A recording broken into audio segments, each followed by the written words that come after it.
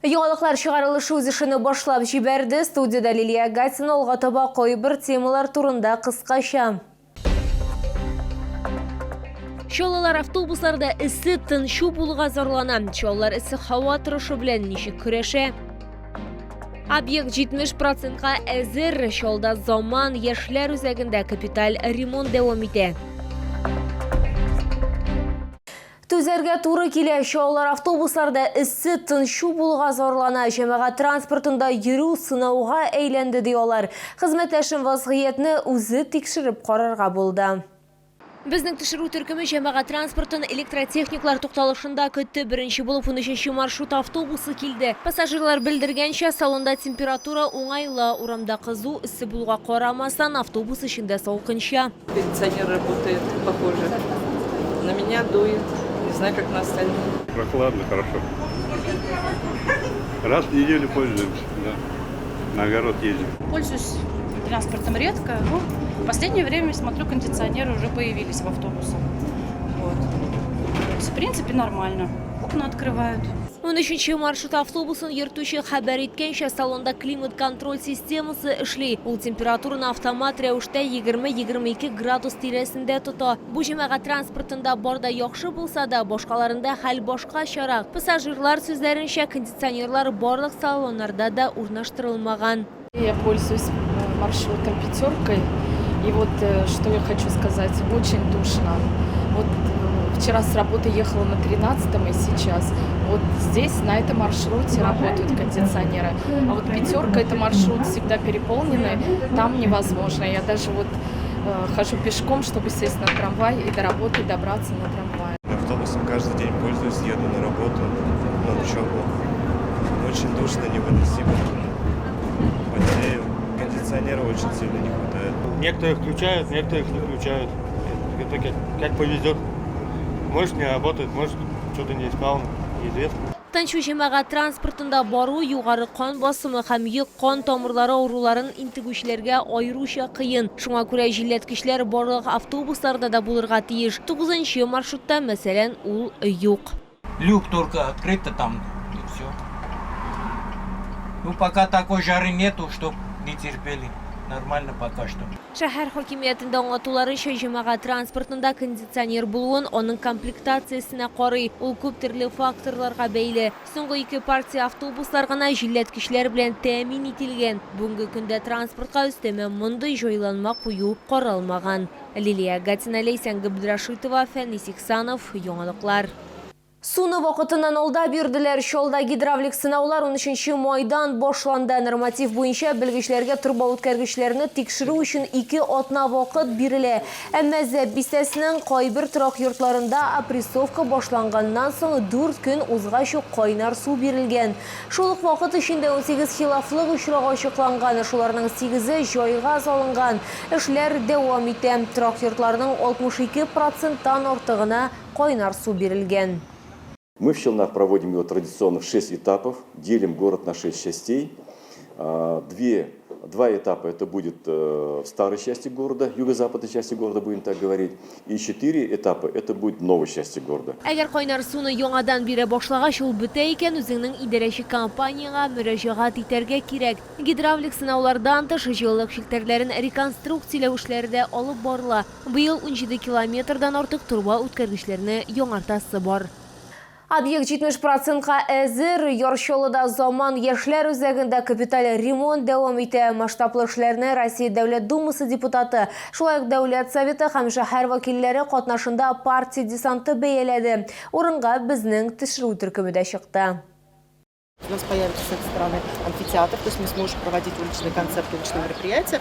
Здесь будут проводиться спортивные мероприятия, такие как шахматы, теннис и спортивная универсальная площадка. Демәк, Чаллы яшьләре мини-футбол, баскетбол, волейбол һәм теннис кебек уеннарны уйный алачак. Исегездә төшерәм, заман яшьләр үзәге 1978 елда эшли башлаган. Директор сүзләренә караганда, бу вакыт эчендә бирдә бер тапкыр да капиталь ремонт булмаган. Вот такой мурал, рабочий наш молодой сотрудник КАМАЗ. И вот цветовая гамма нашего учреждения. Капиталь ремонттан соң үзәкне ачу вакытында оның диварында чиратаган мурал барлыкка килү күңелле бонус булачак. Хәзер бу эшне чаллы рәссамы Марат Билялов башкара. Начальный этап, можно сказать, только идет работа. Закидываю цвет, назовем этот процесс так.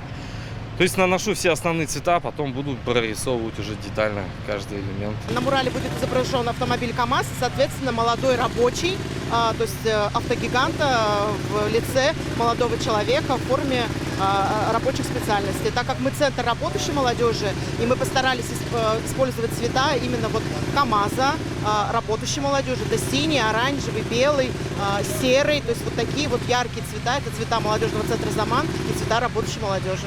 Хәзерге вакытта үзәктә фасадны төзекләндерү эшләре башкарыла, стеналар бизәлә, идәннәр һәм түшәмнәр төзекләндерелә, тәрәзәләр алыштырыла, шулай ук тирә-як территория төзекләндерелә. Яшьләр үзәгендә 14 яшьтән 35 яшькә кадәрге 300-дән артык кеше шөгыльләнә.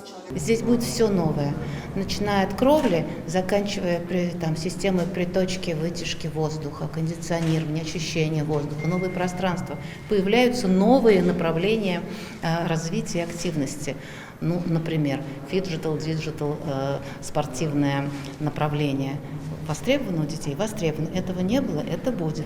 Причем все это будет соседствовать и все соединяться с физическими активностями наяву. Моннан тыш бирдә вокал һәм музыка өчен студиялар, иҗади остаханәләр һәм һөнәри юнәлеш бирү лабораториясе барлыкка киләчәк. Очень рады, что помимо очень больших возможностей занятий разными видами спорта уделяется внимание очень важному направлению профориентация. Это очень важно молодежи быть уверенным в выборе будущей профессии и потом быть полезным городу, республике. Конечно же, этому надо уделять и в дальнейшем значительное внимание. И здорово, что вот здесь, в этом центре молодежным «Заман» на это акцент делается. Очень приятно, что в нашем замечательном городе создаются возможности, особенно для детей, для нашего будущего.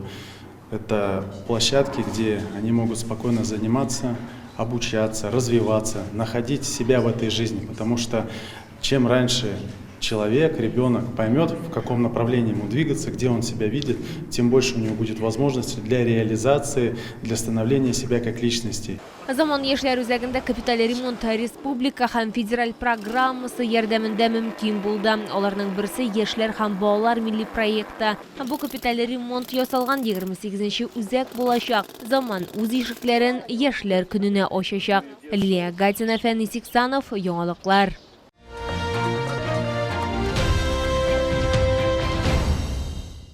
Тәмле ризыклар, оригиналь бүләкләр, стильле һәм сыйфатлы җәйге кием коллекциясе чалга яңадан халык ярминкәсе килде. Барысында 32-нче комплекс янәшәсендә Мегастрой гипермаркеты янындагы павильонда сатып алырга мөмкин. Чалга тәмле белорус казылыклары Камчаткадан 20-дән артык төр балык һәм кызыл улдык алып килгәннәр, фигурага зыян китерми торган десертлар, җиләкләрдән алтай кисәле чикләвекләр һәм җиләкле йогурт, салатлар өчен салкыны су белән ысыгылган май, шулай ук кедр чикләвеге һәм киптерелгән мук җиләге. Нравится рыба камчатская, нравятся колбасы белорусские. Очень большой на самом деле выбор, и всегда находим то, что искали. Покупаем здесь продукцию для праздничного стола. Это различные десерты, вкусняшки, колбасы. Все гости остаются в полном восторге. Это все очень-очень вкусно. Ярминкәдә сыйфатлы кием дә сатып алырга мөмкин. Ул табигый, сулый торган тукымалардан тегелгән, шуңа күрә җәй көне бу киемнәр белән уңайлы һәм исе булмаячак. Ачык сарафаннар, уңайлы костюмнар, матур блузкалар тәкъдим ителә. Восточные сладости брала, косметика, крема, мыло, много чего. В принципе, и бижутерию. Халык ярминкәсендә сатып алынган әйберләр шатлык китерәчәк. Сезне 32-нче комплекс янәшәсендә Мегастрой гипермаркеты янындагы павильонда көтәләр.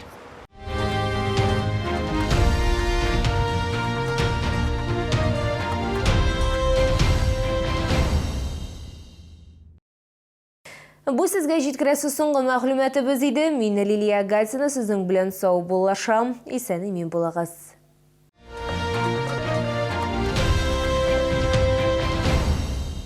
Лечение, протезирование, имплантация зубов по доступным ценам. Стоматология «Улыбка». Улица Полякова, 2А.